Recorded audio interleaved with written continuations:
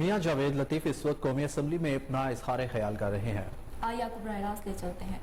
ثاقب نثار صاحب کا بھی پلاٹ موجود تھا بنی گالا روڈ پہ،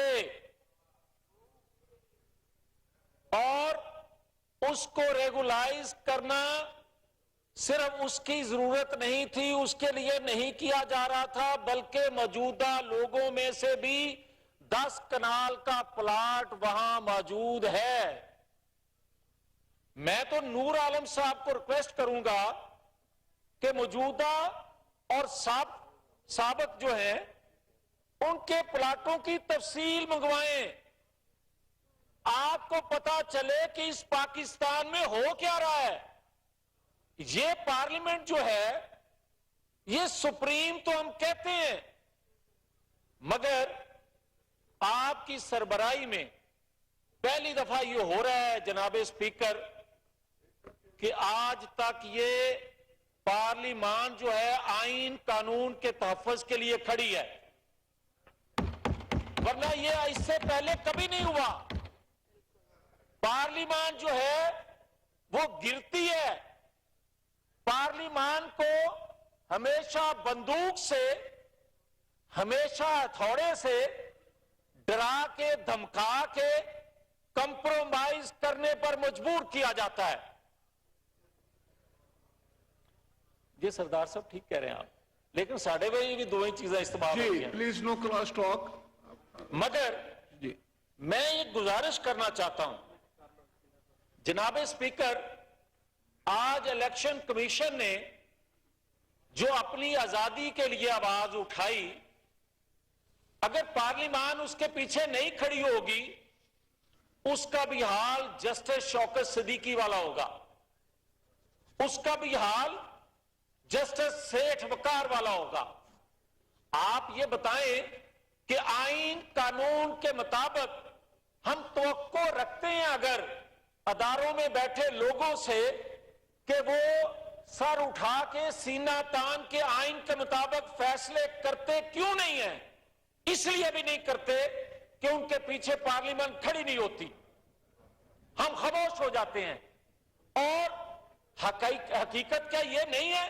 ہم بات کرتے ہیں آڈیو ویڈیو کی، جناب اسپیکر آڈیو کو بھی چھوڑ دیں، ویڈیو کو بھی چھوڑ دیں، مجھے یہ بتائیں یہ جو آپ نے اسپیشل کمیٹی بنائی ہے اس میں بلائیں نا جنرل فیاض کو، اس میں بلائیں نا جنرل باجوہ کو، اس میں بلائیں نا پیرنی صاحبہ کو، اس میں بلائیں نا گوگی پیرنی کو بھی، اس میں بلائیں نا آپ عمران خان کو بھی جس کی آڈیو ویڈیو آ رہی ہیں، اس میں بلائیں جسٹس شوکت صدیقی کو۔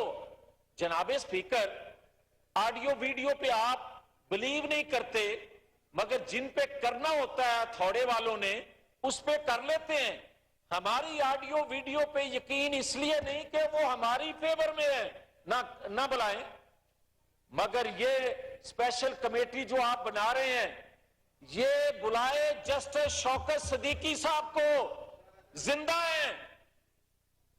جو کچھ انہوں نے کہا جنرل فیض کے حوالے سے، جنرل باجوہ کے حوالے سے، جسٹس ثاقب نثار کے حوالے سے، اگر آپ یہ کمیٹی جو اسپیشل بنائی ہے وہ بلا لے، خدا گواہ ہے آپ کے 70% آئینی معاملات حل ہو جاتے ہیں۔ مگر بات یہ ہے کہ آج آپ شروع کر رہے ہیں، تو اگر میں اپنی طرف آتا ہوں، میں یہ کہتا ہوں کہ جب 2015 میں سازش شروع ہوئی تھی، 450 لوگوں کا نام تھا پاناما میں، مگر جس کا پورے افسانے میں ذکر نہیں تھا نواز شریف کا، اس کو ٹارگٹ کرنا مقصود تھا، اس کو تو سزا دے دی۔ 450 لوگوں کو ہتھوڑے والوں نے کیوں نہیں بلایا؟ کسی ایک کو بلایا، مقصد نہیں تھا، ختم۔ مگر اس وقت اگر مسلم لیگ کھڑی ہوتی، اس وقت اگر پارلیمان کھڑی ہوتی، تو 2017 میں جو کچھ ہوا تھا وہ کبھی نہ ہو سکتا۔